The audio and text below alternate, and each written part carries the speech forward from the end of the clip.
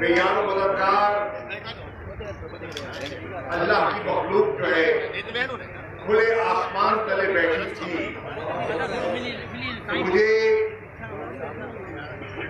تشویش ہوئی کہ اس سال اس کے ایام بھی قریب ہے اور مصیبت بھی عروج پر ہے، نہ جانے اس سال کی اس کی محفل کیسی ہوگی۔ پر الحمدللہ آج آپ کی یہاں تعداد دیکھ کر، آپ کی آمد دیکھ کر میں قائل ہو گیا ہوں کہ عشق کے راستے میں کوئی رکاوٹ نہیں آیا ہے۔ حالات بدلتے ہیں، موسم بگڑتے ہیں، لیکن جو عاشق ہے وہ اپنی منزل کو پاتا ہے۔ سبحان اللہ۔ یہ عاشقوں کی محفل ہے اور آپ کی آمد ایک عملی اس کا ثبوت ہے۔ میں آج صبح ایک اخبار کی خبر پڑھ رہا تھا کہ فلاں جگہ پنکھوں کی کمی ہے، ٹھنڈا پانی میسر نہ ہے، لیکن ٹھنڈے پانی کی کمی تو آپ کے گھر میں نہیں ہے، جو دستیاب ہے۔ شاید یہاں پنکھے کا بندوبست بھی مناسب ہو سکے نہ ہو سکے، ہزاروں کی تعداد میں لوگ ہوتے ہیں، بہت سے لوگوں کے گھروں میں اے سی بھی لگے ہیں۔ دیکھنا یہ ہے کہ وہ راحت چھوڑ کر اب کیسی راحت پانے آتے ہیں۔ یہ فلسفہ سمجھنے کی ضرورت ہے، یہ نظریہ سمجھنے کی ضرورت ہے کہ گھر کی راحت چھوڑ کر آپ کس راحت کے تلاش میں آتے ہیں۔ ایک راحت ہے جو جسم کو ملتی ہے، ایک راحت ہے جو جسم کو ملتی ہے، آرام سے بستر، اچھا کھانا، ٹھنڈا پانی، اور ایک راحت ہے جو روح کو ملتی ہے۔ سبحان اللہ۔ اور اس راحت کو حاصل کرنے کے لیے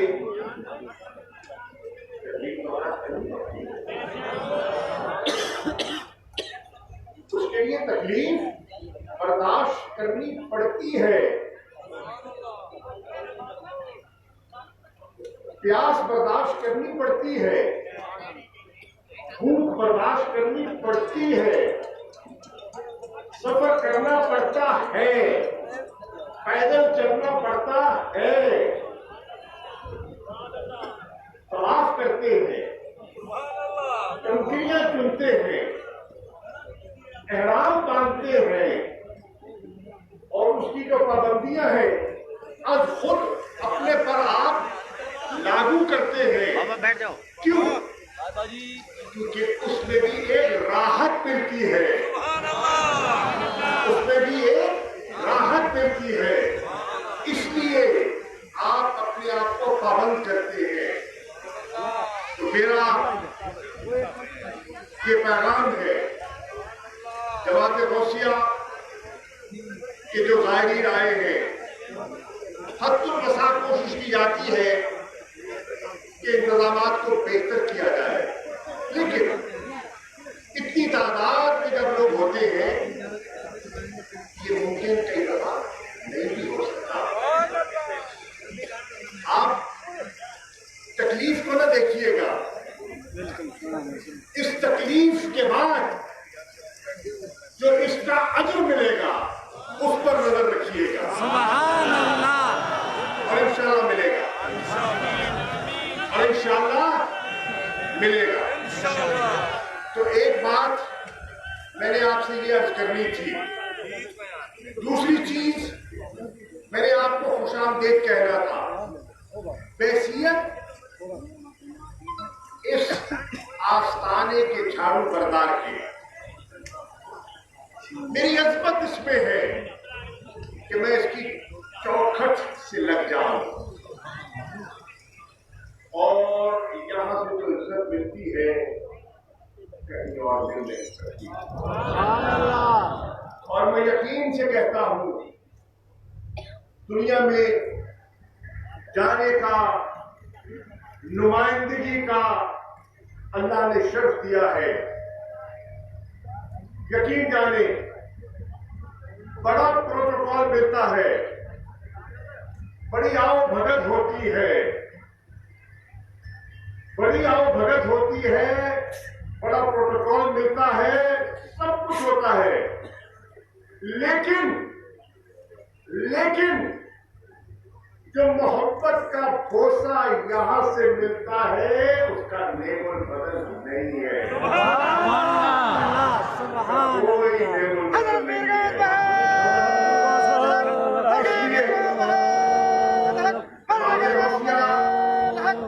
زائرین، میں آپ کو خوش آمدید کہتا ہوں۔ آپ خوش قسمت ہیں، 781 سال بیت گئے، ہم سے بہتر اور ہم سے زیادہ بعظمت لوگ اس اسٹیج پر بیٹھ کر چلے گئے۔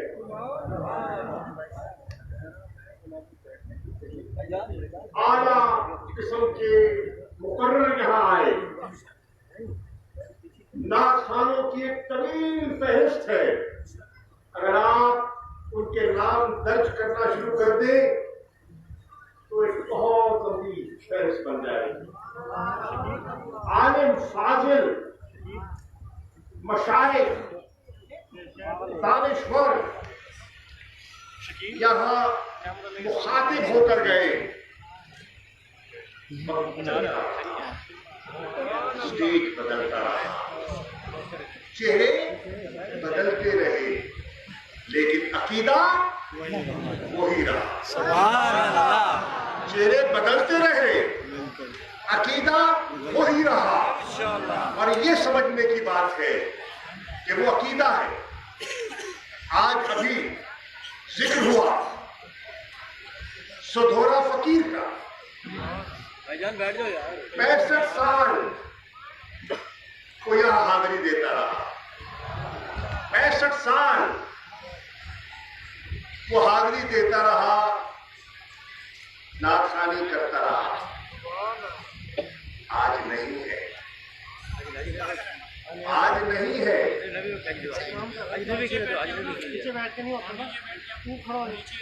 وہ آج نہیں ہے، لیکن اس کی یاد اور اس کا کلام آج موجود ہے۔ سبحان اللہ۔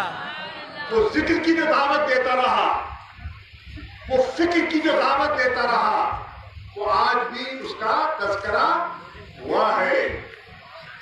تو یہ چیز سمجھنے کی ہے، اور یقین جانیے میں نے اپنے والد سے سنا، اور یہ میرا ذاتی مشاہدہ بھی ہے، یہاں میں نام نہیں لوں گا، اسٹیج پر کچھ لوگ بیٹھے ہیں جو خاموشی سے لنگر کے لیے عقیدتاً اپنا حصہ ملاتے ہیں۔ یقین جانے میرا یہ ایمان ہے۔ یہاں لوگ بیٹھے ہیں جنہوں نے اس عرس کی تقریبات اور انتظامات کے لیے اجلاس بلائے ہوں گے، میٹنگز کی ہوں گی، ہدایات دی ہوں گی۔ میرا یہ ایمان ہے، اور میں نے اپنی آنکھوں سے دیکھا ہے، اور یہ میرا مشاہدہ ہے کہ شیخ الاسلام حضرت بہاؤالدین زکریا کے عرس اور اس عرس کی انتظامات میں اور محفل کو سجانے میں جس نے کردار ادا کیا اللہ تعالیٰ نے اس کو بڑی عزت سے نوازا، بڑی عزت سے نوازا۔ بہت یہاں سے میں نے کمونی میں بھی اور اس 36 سالہ سیاسی سفر میں بھی بہت منتظم دیکھے، انتظامیہ کے بہت لوگ دیکھے، آئے چلے گئے، لیکن جو عقیدت سے یہاں خدمت کر گیا اس کو اللہ تعالیٰ نے اس کا اجر دیا، عزت ملی۔ اور میں بھائی صاحب یہاں تشریف فرما ہے، میں نے آپ سے کچھ دن پہلے کہا تھا محافظ اور جو عقیدت مند ہے اور جس کا ایمان پختہ ہے وہ گھبراتا نہیں، وہ درگزر کرتا ہے، وہ سینہ چوڑا کرتا ہے، وہ معاف کرتا ہے، وہ اجر دیتا ہے۔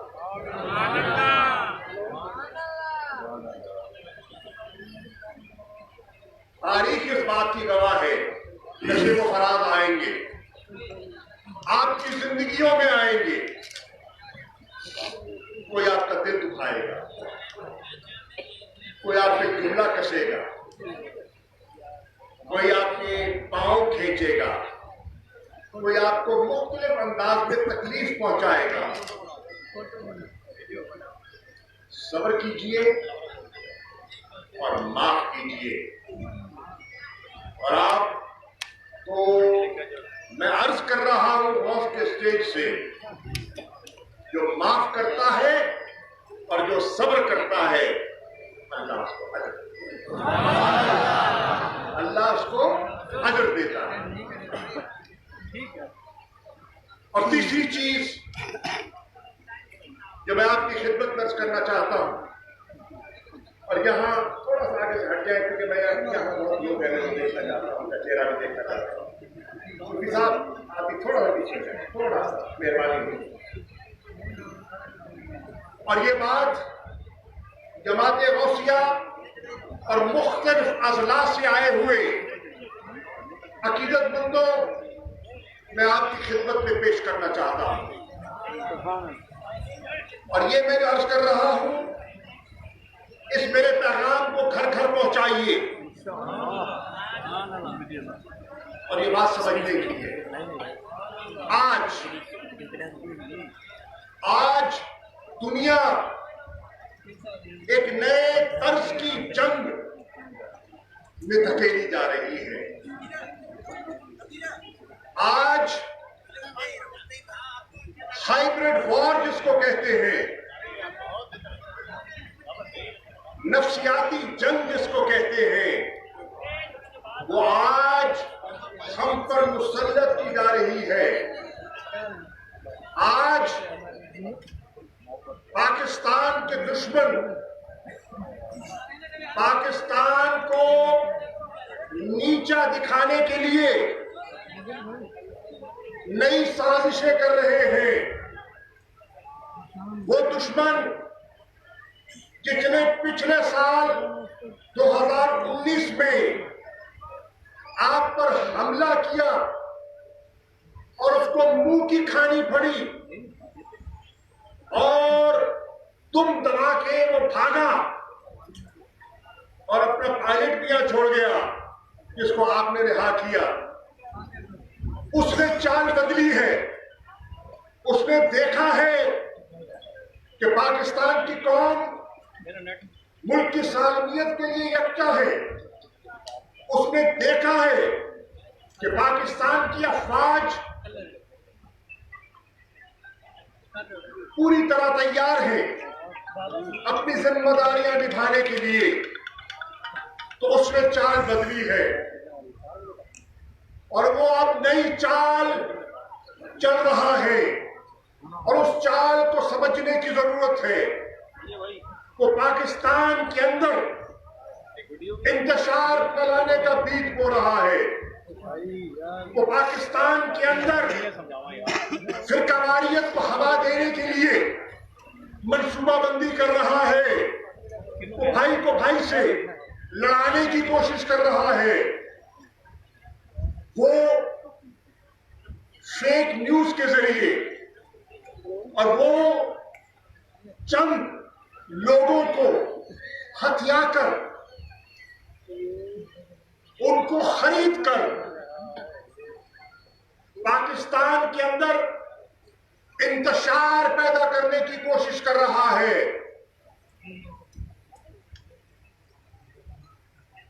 آپ نے اس کی سازش کو سمجھنا ہے۔ وہ کبھی علاقائیت کی بات کرے گا، وہ کبھی لاسانی بات کرے گا، وہ کبھی تفریق پیدا کرنے کی کوشش کرے گا، وہ جذبات کو بھارنے کی کوشش کرے گا، وہ لوگوں کو اور پاکستان کے جو یہاں امن ہے اس کو منتشر کرنے کی کوشش کرے گا۔ ہم نے اس کو سمجھنا ہے اور بڑی سمجھداری سے کسی کے عقیدے کو چھیڑنا نہیں ہے، کسی کے جذبات کو مجروح نہیں کرنا، سب کا احترام کرنا ہے، کسی کی دل آزاری نہیں کرنی، کسی پر جملے نہیں کسنے اور عقیدت و محبت سے اپنی بات کرنی ہے۔ یہ آستانے، یہ خانقاہی نظام، اس کی درس و تدریس میں محبت، اخوت، بھائی چارہ، درگزر کرنا، یہ سب یہاں سبق دیے جاتے ہیں۔ اور صوفیاء کا جو کلام ہے، ان کا جو پیغام ہے، اگر آپ اس کو سمجھیں تو آپ میں بڑا ایک اطمینان اور حوصلہ آتا ہے۔ میری آپ سے گزارش ہوگی اور میری پاکستان کے علماء سے بھی یہ گزارش ہے، اور الحمدللہ اس اسٹیج پر جتنے عالم آتے ہیں ان کا پیغام محبت کا ہوتا ہے، یکجہتی کا ہوتا ہے، اپنانے کا ہوتا ہے، دھتکارنے کا نہیں ہوتا۔ انہوں نے ہمیشہ بڑی ذمہ دارانہ گفتگو فرمائی ہے اور لوگوں کو جوڑا ہے، لوگوں کو جوڑا ہے۔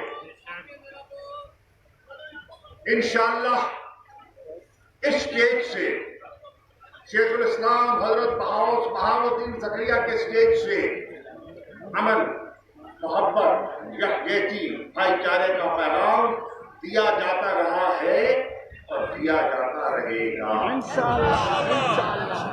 ہم نے سب ہم اکابرین کا احترام بھی کرتے ہیں اور عزت بھی کرتے ہیں اور اتحاد المسلمین کا درس بھی دیتے ہیں، جس کی کہ آج شدت سے ضرورت ہے، جس کی آج شدت سے ضرورت ہے۔ تو یہ آج پیغام بھی ہمیں دینا ہے اور سمجھنا ہے کہ پاکستان کن مشکلات سے دوچار ہے اور ان مشکلات سے باہر نکلنے کے لیے ہر ادارے نے اپنا کردار ادا کرنا ہے، ہر فرد نے اپنا کردار ادا کرنا ہے، ہر کنبے نے اپنا کردار ادا کرنا ہے، ہر ممبر سے آواز آنی ہے، ہر محفل سے ایک پیغام نکلنا ہے، اور وہ پیغام محبت کا ہو، یکجہتی کا ہو۔ امت مسلمہ بڑی تکلیف سے بڑے کرب سے گزری ہے اور گزر رہی ہے۔ آپ اپنے ارد گرد اپنے خطے میں نظر دوڑا کے دیکھیں تو بہت سے ممالک جو ہم سے زیادہ خوشحال ہوا کرتے تھے آج وہ مالی مشکلات کا شکار ہو گئے ہیں۔ آج ان کے ملکوں کی اینٹ سے اینٹ بچ چکی ہے۔ میں نام نہیں لینا چاہتا، میرا اشارہ آپ سمجھ رہے ہیں، اور ایک نہیں کئی ہیں، ایک نہیں کئی ہیں۔ ہم نے دیکھنا ہے کہ ہم نے اس آگ سے پاکستان کو محفوظ کیسے رکھنا ہے۔ یہ ہے ہماری ذمہ داری، یہ ہے ہر فرد کی، ہر مستور کی ذمہ داری، اور ہم اس فرض کو ہمیں نبھانا چاہیے۔ میں سمجھتا تھا اور سمجھتا ہوں کہ آج کے اس آغاز کی محفل میں اس پیغام کو عام کرنے کی ضرورت ہے۔ بہت سی چیزیں آئیں گی جو آپ کو بے چین کریں گی۔ اچھی بات کو اپنا لیجیے اور جو نامناسب ہے اس کو ایک طرف کر دیجیے۔ جیسے آج کل ہر آدمی کے ہاتھ میں فون ہے، جو اچھی چیز ہے اپنا لیجیے اور جو مناسب نہیں ہے اس کو ڈیلیٹ کر دیجیے، اس کو مٹا دیجیے، نظروں سے اوجھل کر لیجیے۔ اسی میں پاکستان کی بہتری ہے۔ میں امید کرتا ہوں کہ ہمارا ہر طبقہ اور ہماری میڈیا بالخصوص اپنا کردار ادا کرے، اور بہت بڑی ذمہ داری ہے پاکستان کے دانشوروں پر اور پاکستان کی میڈیا پر بھی بہت بڑی ذمہ داری عائد ہو گئی ہے، حالات میں عائد کرتی ہے، اور میری دعا ہے کہ اللہ تعالیٰ ہم سب کو سکون فرمائے۔ مرشد شاہ محمود حسین قریشی، مرشد شاہ محمود حسین قریشی، مرشد حسین حسین قریشی، زندہ باد، زندہ باد۔ سبحان اللہ، سبحان اللہ۔ الحمدللہ وکفا والصلاة